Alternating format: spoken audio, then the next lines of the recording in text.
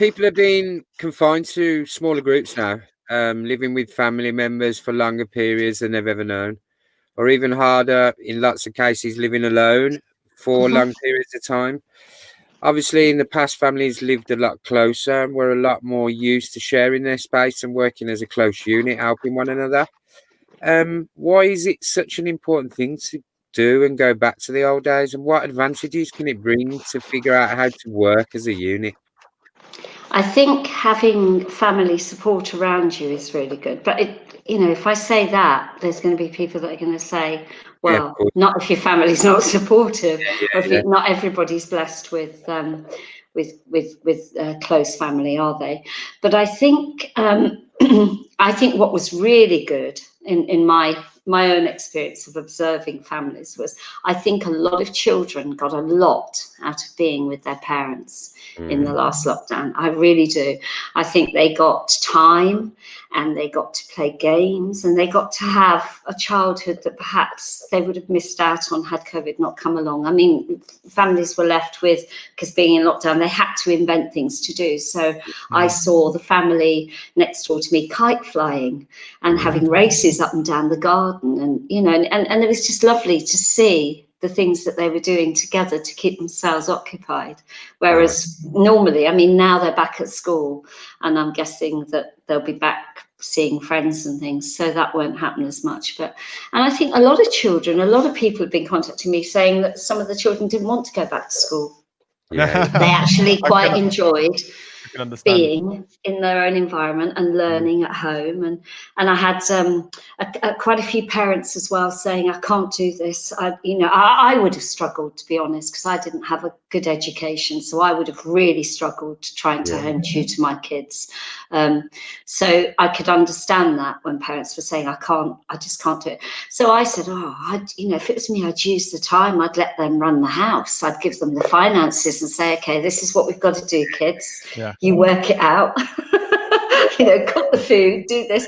And a lot of people loved some of those ideas and wrote back to me and said, we've had such fun doing that. And I think as well, it has been helpful for some of the celebrities to open up their homes and show what they're doing. It's also been unhelpful to some families that have been really struggling, because there's that old thing, isn't there, of other people are doing better.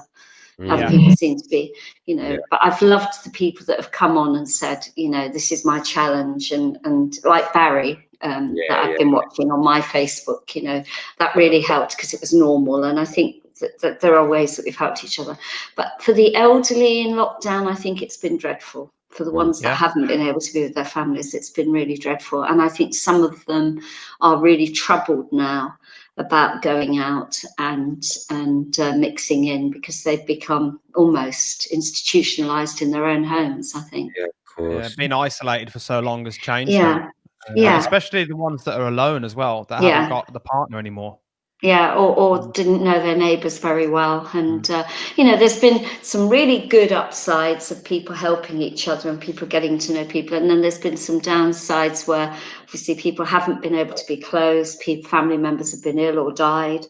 There's been a lot of that too. So I think when you say about the family, I'm thinking of maybe mum, dad and a couple of kids. I think there's been a huge benefit to have this window, and I think the children will look back on it and say, when we were young, we had this fabulous 6 months of our parents totally being our behest and not being able to escape. I think I was lucky, because even like my nan's neighbours and stuff, who weren't blood related or anything, they were still called Auntie Iris and Uncle John over the road. So you kind of still it felt like everyone was family in a sense if they were close. So I was lucky in those kind of senses, especially around my nan and granddad. I suppose we also got to look at the fact that, adults are coming out of stressful jobs and being able to sit at home, and I bet the kids are kind of teaching adults how to smile and have fun again as well, the other way around, aren't they? Yeah, I think there was a lot of that. I mean, playing hide and seek. I mean, there were people saying to me, we've been playing hide and seek. We haven't played hide and seek. Water fights. We had that lovely where people were having water fights, pranking each other, just doing stuff that was really fun And I think when we look back, hopefully we'll be looking back this time next year and saying, you know, that really was a good year in the sense of bringing us closer to our children and things. But I do worry about the older people who are isolated and they've missed out. They've lost a year. They will have lost a year. It might happen again, mightn't it? You know, it might actually go into another full lockdown there. So there's that issue. Kind of what we've just said is kind of it's kind of ruined my next question. Sorry. Say it anyway. Even I've just ruined it myself, like, because I'll say it and see where we go with it. We might be able to cut some parts off it, but the question was, kids are extremely vulnerable at the moment with no school, no contact with friends. Young children seeing people everywhere with masks. Their parents are also under a lot of pressure because of job scares, money pressure, and the likes. I know you've done a lot of work alongside children in your career, and you must have seen and learned so much stuff doing those things. What can parents do to help their kids in these uncertain times, and what should they be focusing on to keep kind of the whole situation calm, if possible? I think that's a great question, because I think I'll give you a really good example here. I've got a child whose parent wanted to tell them something and said to me, "You do it," because I just can't find the words. Now, this is somebody who was terminally ill and wanted the child to know. So I did this thing called walk talk, which was walking along with the child, and they could run off and come back, because children do dip in and dip out, and they could be doing things and listening. And this child said to me, "I know what you're going to say. I just don't understand why she couldn't say it herself. I know it already. And I don't want to talk to you about it. I want to talk to my mum about it." She already knew.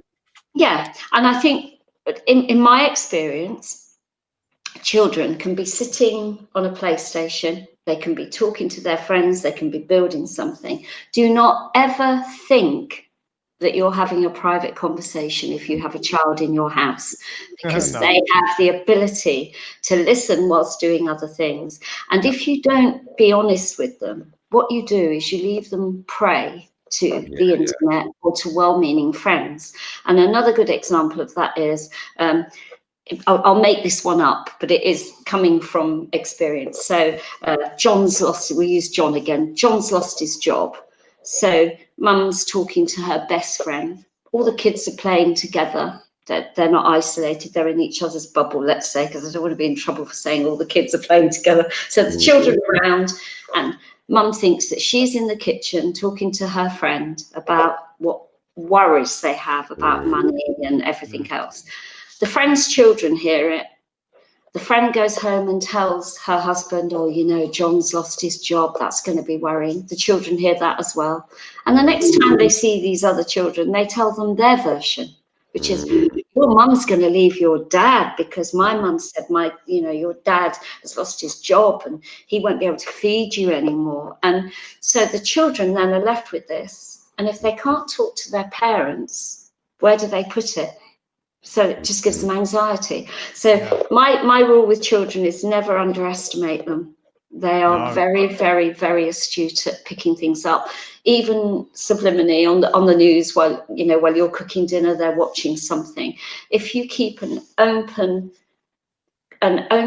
space where you can talk about stuff, where they always feel that they can talk to you, and you talk to them in an age appropriate way. So it's no good using big words and things, but I'm not going to tell a parent how to talk to their children. But, keep things as simple as you can and reassuring as you can, but tell them the truth. If there's something big going on in your family, don't think you can hide it from your children, because you can't. They hear everything. So talking. Yeah, they do. And they pick up one word and then they fantasize. They'll go and look on the internet. They'll put things together that don't fit. They'll worry. So it's much better to be really open with your kids and tell them. So if you've lost your job, tell them in a way that isn't going to overscare them, but it's real. So we're going to have to be very, very, very careful about what we spend. And also, it isn't harmful to say to your children, these are private conversations that we have in the house, and what's said around the table stays around the table, kids. So yeah, Dad's very upset. He's lost his job, and we need to be more careful. And I'm going to try and get a job. And you kids, you need to just understand that you can't have everything that perhaps you did before, but we are going to pull together, and it's going to be okay. I do that with my kids. Yeah. I tell them, like, this is in this house. You don't take this outside the house because it can cause problems. And it's not necessarily a bad thing, but it's Chinese whispers, isn't it? Yeah, I think it's important to put boundaries in, and I kind of think that we don't do that. We just let our children play. We talk openly, and we wonder why stuff comes back to us that wasn't at all what's happening, or maybe it is, and we didn't want other people to know. So I think you need to really look at how you work as a family, and unite your children with you, and let them help as well. Let them feel that they're contributing and helping. I suppose on the other side of it as well, you're also teaching them a bit about what real life's all about. You're not kind of smothering them and shouting them, because everyone kind of faces these situations at some point when you get older. So, yeah, nice example. Good answer. And there was me thinking that question was going to be pointless. Yeah, and it led to that answer. The next one's a bit more light-hearted. Well, I was imagining it would be when I wrote it, but it might not be. Yeah, it might not be. And it kind of is based around what I just said, but it's I'd love to hear about some of the work you did with children in need and some of the positive impacts you got to see while you was working with that in that situation again. Well, what I'd say about my work with children is I think it's different to most of now that sounds a bit, I don't mean it to sound conceited. I am very free-spirited, and I work with what I've got in the situation, and also I'm not bounded. I've said that, so it's not always a good thing. But my heart is in the right place. And so I don't agree necessarily with children being brought together in groups where they are, if you like, encouraged to share. They sit in groups and they each tell their story. I think that can put pressure on some children, and children are very aware that I think they're probably more sensitive because they haven't learned not to be. Maybe. I remember watching what was called a candle group. Now, I'm not saying this is wrong. I'm just saying in my experience, this is how I saw it. One child was sharing their story of how their father had died, and they were lighting the candle. A child over here was crying, and another child was really looking quite agitated. And I said to them afterwards, what was that? And the one child said, I didn't want to join in because it wasn't my dad or my mum, it was my cousin. So they'd already learnt a hierarchy.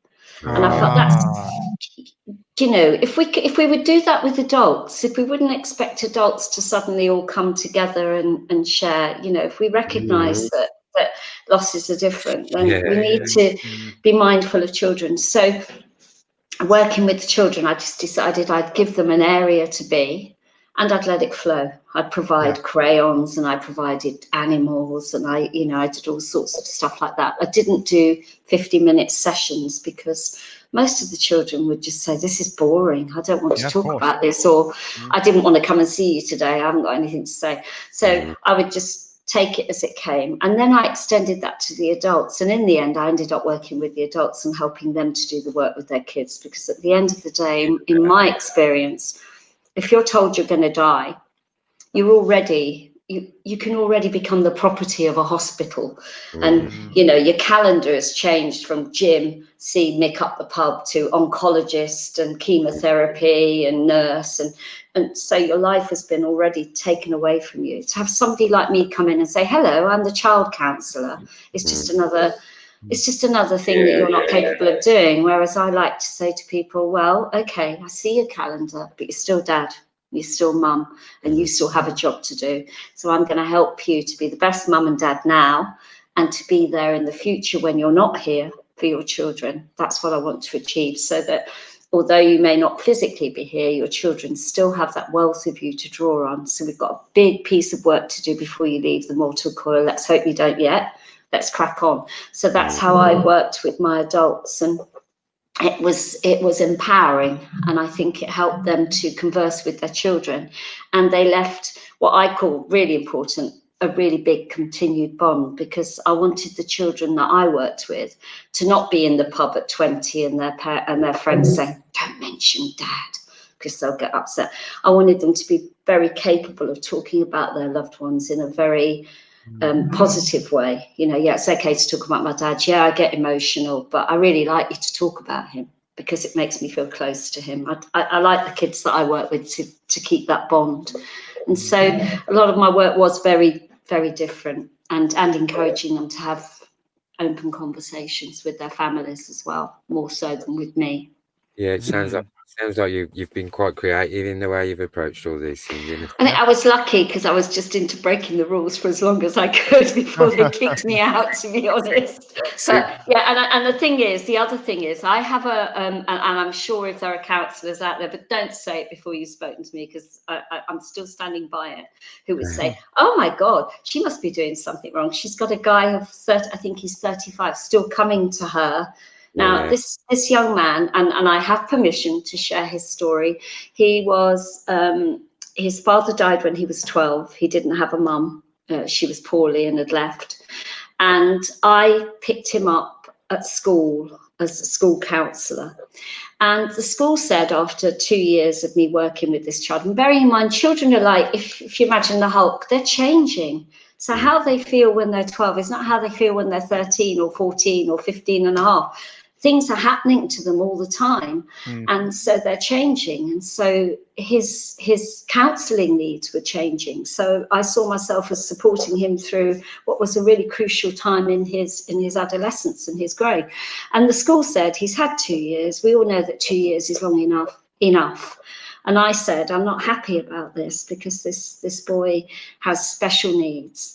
And so I agreed with his brother that I would keep seeing him through his A-levels. And then he picked it up. And I said, "Look, I'll always be there for you." And he said to me, last time I saw him, every time he has an event, like he's just had a baby, his wife's just had a baby, when he got married, he always comes for a session to talk to me about how his life is. And he said to me, "This is the best thing in my life. I wish everybody could have you in their life, because I haven't got this anywhere. And you hold my story and you've got my back. And I just feel like I can just come and sit and tell you everything that's going wrong and walk away. And maybe I won't see you for another 5 years, but just to know you're always there." And so I say to counsellors, actually, what right do we have to open people up, get their stories, and then they move on?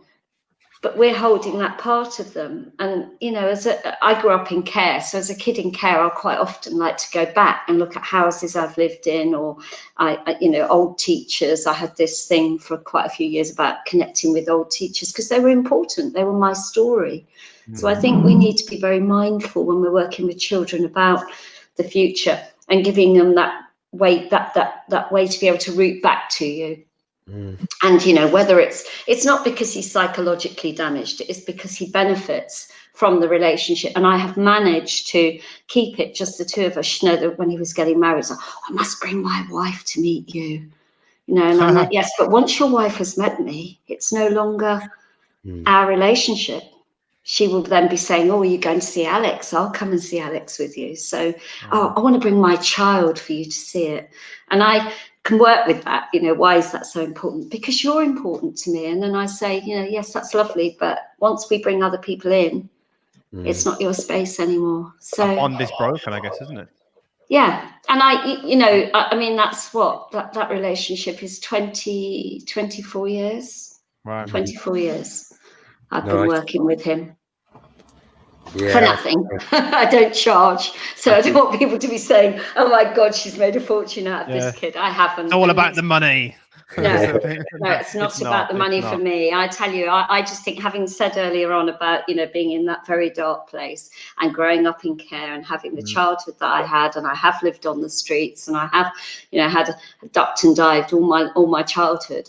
I feel so fortunate. And I haven't had an education. I didn't go to school. My dad didn't think I needed to. So at the end of the day, having come through that, you know, I'm very fortunate. I think you can either use your life experience and say, oh, I'm really a bad person because this happened, or you can say, what can I make of this? And I think having lived that, and I'm lucky, I pay it forward, because I just think, like I said to you, there's a thin line between where you can be and where you are. And I think, you know, we all have to, if we're in a good place, pay it forward and help others.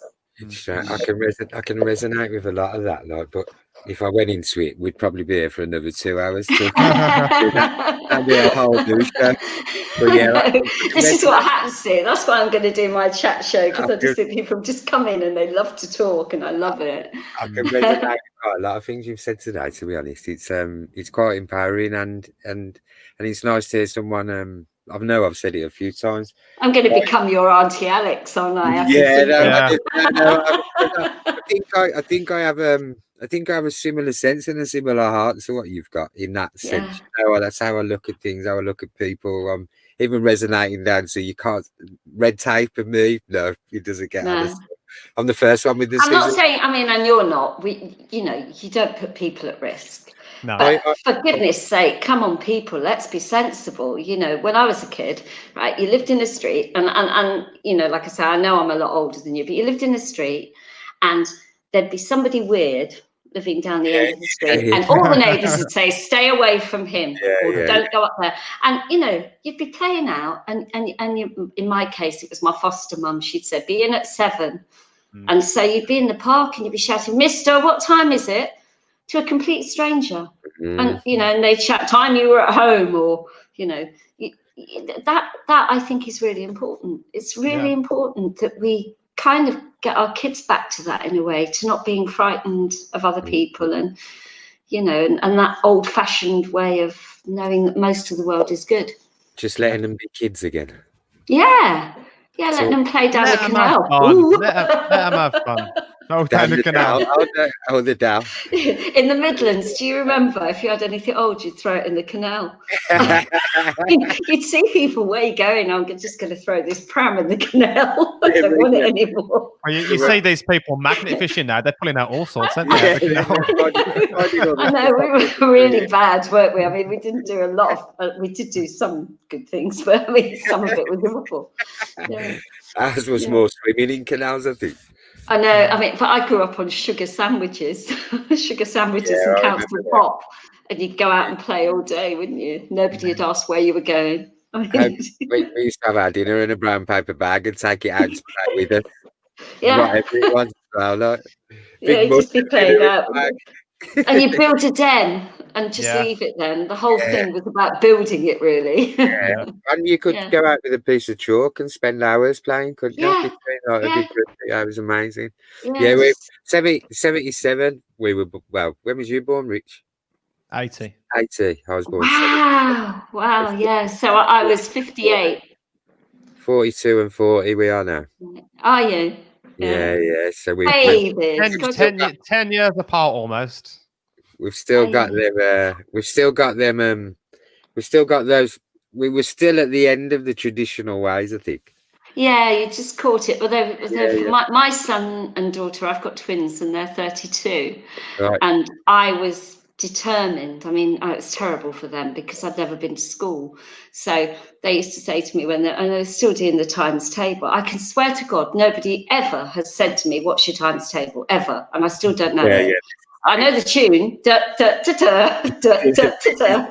know, I don't know the times table. But my kids were like, Mum, we've got to do our homework. And I'd be saying, no, come on, it's a nice night. Let's go out and play hide and seek. That's right. And both of them are successful. You know, they're not. They just had to get on, and if they wanted to do their homework, they just had to, because it just wasn't where my focus was, which is not a good thing. That's why I believe life lessons are so much more. We need a balance. I think you need a balance. I think life lessons you can give so much back. Then it's different. I've walked out of school and haven't really thought about it since I left. No. That's all. I think I'd like to go to school now. I'd be ready for it now. Don't do it now. My daughter came home with a maths homework and she showed it to me. It was algebra. like full on. She's 12. And I was just like, I had to phone a friend in England. He's like 20. He's at university. And I was like, how do I do this? And he was just like, you have to reverse that and reverse this. And I was just God, like, I couldn't. I just don't have that kind of mind, you know. I just don't. All though, doesn't it? If we're scratching our heads and haven't got a clue, what the hell is a 12-year-old meant to be doing? Yeah, there's so much pressure on, you know, they've got these exams coming up, like, and it's like so difficult. And the pressure now on kids is incredible. But I wonder what it's for, you know, because my son, he's really successful, and they just kind of wanted to write him off. You know, I was fortunate. I mean, he was able to go to a very nice school, but it was always a case of them wanting to label him, and I wouldn't. I just used to say, let's find something he really likes. And music was his thing. And I mean, he left Westminster with an first honours, but he could not. I mean, still he struggles to write his name because he's just dyslexic. So lots of issues for him, but. Probably having a mum like me didn't help either, where I was like, if you don't want to do it, don't do it, you know. You're only going to be young once. But like you said, all these labels mean nothing, do they? They're just labels. No. What you've got to, they should be concentrating on is finding their strengths rather than labeling their weaknesses. That's right. And when we talk to children, stop telling your kids they're vain. If they're looking in a mirror and they're saying, I'm lovely, say, yes, you are. And let them be proud of who they are. Encourage them. Tell them how beautiful they are and encourage them to be kind and just encourage their loveliness. Don't keep telling them, oh, you're too vain, you're selfish. Tell them good stuff, really, and help them to be good people. That might kind of, I mean, my last question might seem a bit silly because... I think we should do it. I like the last question. It kind of fits in as well now. Now I've got to know you a bit more and I know your personality. But the question was, and the right before was just so we know you're human. That's kind of what I mean. But I mean that from a completely complimentary way. What things do you implement into your daily, weekly routine to stay grounded, mindful, and in the moment? Yeah, I suppose that's what I was thinking as well, because you know you involve yourself so deeply in some of these things. Grounding. It's all right telling everyone else, but now you're going to tell us a little bit what you do. Now we're doing reverse psychology on you. Well, I'm probably one of the most selfish people you'll meet. I mean, because I've started living on my own now I'm watching like Netflix and stuff like that. So my wind down time is I love things like Married at First Sight. Right. And that's kind of, you know, I'll watch stuff like that. A lot of mindless television. I've got my dogs who are totally out of control, very naughty. So I can't even walk them in public. So I have to go for a walk by myself for 3 miles and then come home and let the dogs run loose and in the backfield so I can do that. I think I'm I feel very blessed. I don't keep a lot of close friends, but the ones that I have really carried me through some stuff the last few years. And I think that, you know, my good friendships keep me going. And I journal a lot, and I work, and do I eat a healthy diet? Not really. I ate a whole box of beetroot last night just because I felt like it. I was sitting there thinking, it's ridiculous. And ice cream, you know, vanilla ice cream. I just think, ice cream and beetroot goes quite well together, either. I can't, you know, I'm not into that kind of thing. I just do what I think, you know, come on, I'm 62. I want to do what I want to do now. So, each to their own, though, isn't it? You know, you do what you want. I had years of running and I became obsessed with it and I was so fit. And then my kneecaps went. So I thought, oh, you know what? Now I'm just going to I want to be an agony aunt, and they're nice and rounded and just go with the flow. Friendly, aren't they? Normal-ish. Comes across quiet, but really is a rule breaker. No, I want to empower people to find their creativity, find their bliss, do what makes them happy, and help them to make other people's happy. And I think that's the important thing, you know, help other people. Don't, you know, if you can. Yeah. And if you can't and you need it, ask for help. It's out there. Yeah. The answer's simple, really. Yeah. I think that's a beautiful way to to end on as well. That'll be Yeah, You cut perfect. off. Thank you so much for today, Alex. It's been delightful. Loved every minute. I've got one more tip. I've got a health tip. Can I show you this health tip? Right, this health tip. This is Alex's health tip. Do the maths, right? If it goes in your mouth and you don't exercise, it's going to go on your body. That's it. Do the maths. Just eat what you need, and then you'll be fit, and then you won't have to do anything mad.